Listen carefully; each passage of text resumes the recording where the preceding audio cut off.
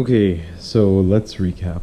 We got the bike all set up with a stock carburetor. For the life of us, could not figure out why fuel wasn't getting to the carburetor. We tried everything we could possibly try. However, I had this McCuney carburetor, and it seems to be working and doing its job. However, and the bike does turn on. But watch this, if you try and max rev it, it's not getting enough gas. So that means two things. Our pilot jet for the idle is definitely too small. We don't have enough gas going in there. And our main jet for our max throttle or wide open throttle is also too small, not enough gas. I have these jets, these main jets for this carburetor, so I can tune that no problem. What we are missing though is the pilot jets, and I have actually ordered the pilot jets. I ordered them a while ago, but they're shipping from China. They've been sitting in New York for about a week now, but while we're waiting on the pilot jets, I was sitting here and thinking, we're gonna have to fully tune this carburetor with the new pilot jet and the main jet, and I do have this exhaust waiting to go on the bike. To avoid having to do this really irritating process all over again, I'm just gonna throw the full exhaust system on. So what I have here is a Yoshimura. It's not an actual Yoshimura. This is a knockoff, so I guess you could call it a faux-shimura. It does have a silencer in it. I'm not sure if I'm going to use the silencer or not. However, installation and deinstallation of the silencer is not too difficult. So I'm going to show you how to remove and reinstall it. And after that, I'm going to throw the can on the bike with the silencer in to hear it, and then I'm going to take it out to see if I like it quieter or louder. If you have a can set up similarly to this one, to remove the silencer, you're first going to remove this cap, and that's the wrong size. There we go. You're going to remove these top 3 bolts holding the cover of the back of the can on. I have already looked into this. The bolts on this came pretty loose. Keep that in mind if you're going to throw it on. Make sure you tighten them down.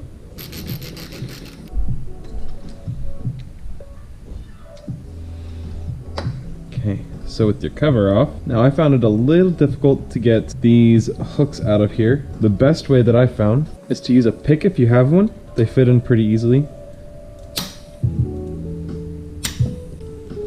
Then once you've got them out, you can fold this up as far as you can. And then the silencer will start to come out. There you go. It's kind of hard to get that ring out because it's squeezed all the way in back there, like that.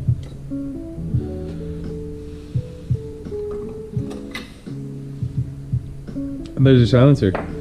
Then, if you're satisfied with that, you would throw your cover right back on, just like that, with your bolts. However, I'm going to be testing this with the silencer in. Now, I found when reinstalling the silencer, it was much easier to install it with the clamp already down in, like that. I'm sorry, I meant with the clamp kind of already positioned on it. Now you're going to push it down as far as it can go. Then at this point, take some pliers if you got them.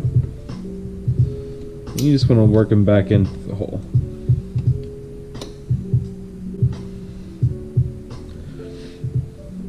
Now normally I would put this back on, but I know for a fact I'm going to be listening to this with and without the baffle in, so I'm not going to bother putting on just yet. Now your pipe also comes with a header, no catalytic converter. This part would go into your engine. This part would be where the exhaust fits onto here. This is designed for a Grom.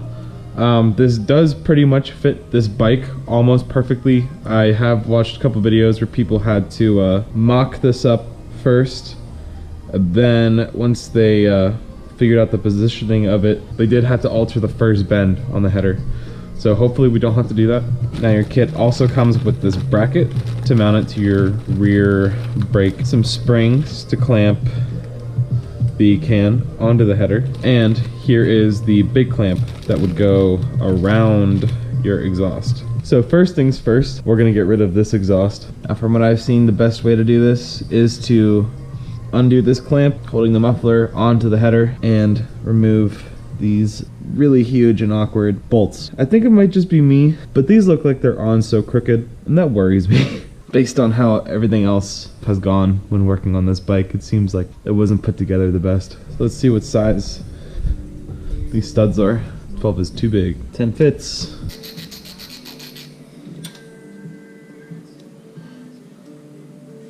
Oh wow, that was not even on there. That took no effort at all to remove, which is not good. But hey, what are you gonna do? I think I would check that before we actually went out riding. That's pretty loose, not really doing much now. Looks like we have another connecting point down here for the exhaust. And once you know it, it's not a 10. That one does actually look like a 12. Oh my gosh. That is in there. And it's got a nut behind it.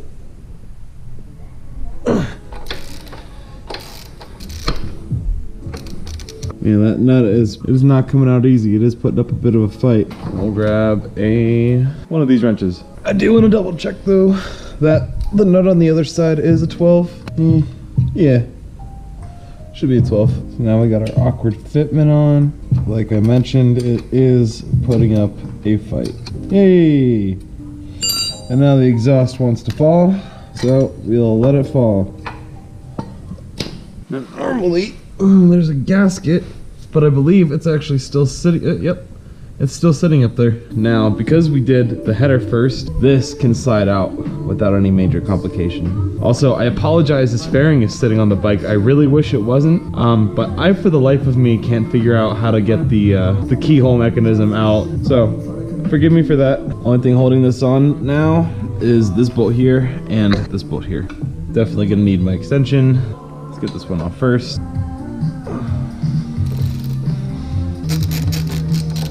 And again. Oh man, that thing was fucking on there. Just gotta keep in mind that when this nut comes out, the whole exhaust is gonna fall off. Okay, and there we go. Let's drop the wrench, get this nut out, and there we go. Much cleaner. Be even more clean whenever I can get this off. Get this header pipe on, get our nuts here. Let's check the fitment. Yeah. So it is gonna need adjusted, because while it does fit the inlet, you can see that it doesn't really wanna fit right. So we need to get it to fit going this way. All right, so as you can see, I did try to heat it up. I threw it in my vise. I tried my damnedest to bend this. I tried so hard and I got literally 0 results even after bending it as hard as I possibly could. So I called an exhaust shop and I'm gonna bring this to them and they're gonna do the bend for me. I don't know what I'm doing wrong. I was pulling on this thing so hard I was about ready to rip my arms off. So I'll have to take this to a shop and they'll basically give it back to me whenever they can. I wouldn't be lying if I said I wasn't a little irritated with the bike, considering I've had issues literally from the uncrating process all the way until now. I haven't even gotten to ride the bike yet. So we're still waiting on the jets. I have to take this to a shop to get it adjusted just to fit on the bike before we can even jet it. I want to go take this to a shop now. When I come back, I'm going to try to change out the rear shock. I have no idea if it's going to work or not, but we'll see how it goes.